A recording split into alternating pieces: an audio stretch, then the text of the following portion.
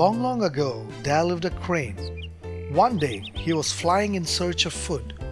Suddenly, he spotted some fish in a pond.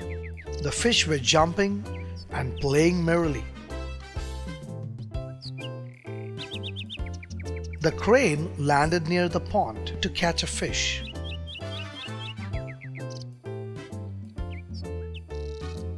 The crane waded into the water and tried to catch a fish, but the clever fish escaped to safety.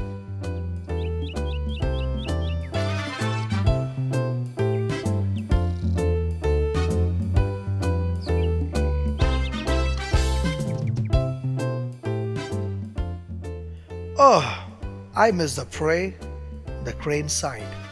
He was feeling hungry, so he stood in the water, eyeing on the fish. There near the pond was a dense forest. In the forest lived a fox. He was very cunning. All through the day he would roam about idle, laughing and jeering at the passers-by. Making fun of others had become a part of his daily routine. He noticed the crane waiting to hunt down a prey. The crane looks hungry. Poor fellow, the fox giggled. The fox thought to have some fun. He slowly went near the crane and asked, "Why are you sad, oh friend? I am hungry. I haven't eaten anything since morning. Would you like to join me at lunch?" He asked the crane. "Why not?" The crane chuckled. "All right. I shall prepare a nice feast for you. Please come to my house around 12 o'clock, said the fox in a sweet voice. "Oh, I'll definitely be there," smiled the crane. Weaving a wicked plan in his mind, the fox slowly walked back home.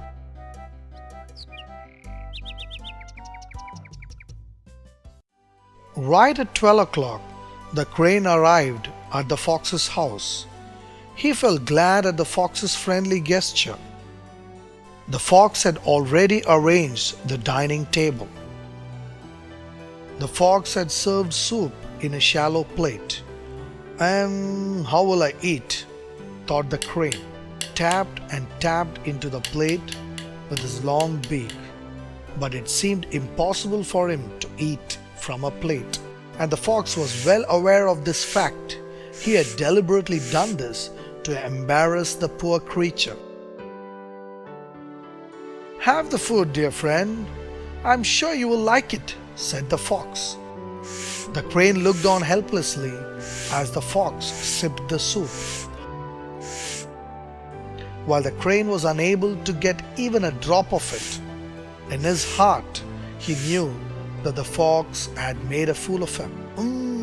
Delicious! Though the crane felt extremely angry, he kept quiet. The fox remarked, "Oh, you didn't even touch the food?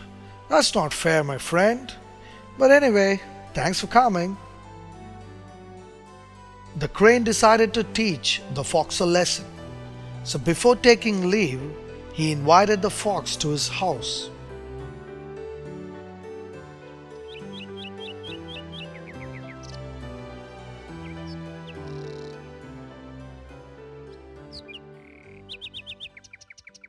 The next day, the fox was on his way to the crane's house. He was thinking of his favorite dishes that the crane would prepare for him. As he came nearer and nearer, he could get the smell of the delicious food. The crane was waiting outside his house. "Welcome, friend," he said, as the fox arrived. "Yum! Nice smell. What did you cook?" "Your favorite soup." "Have it, friend," said the crane.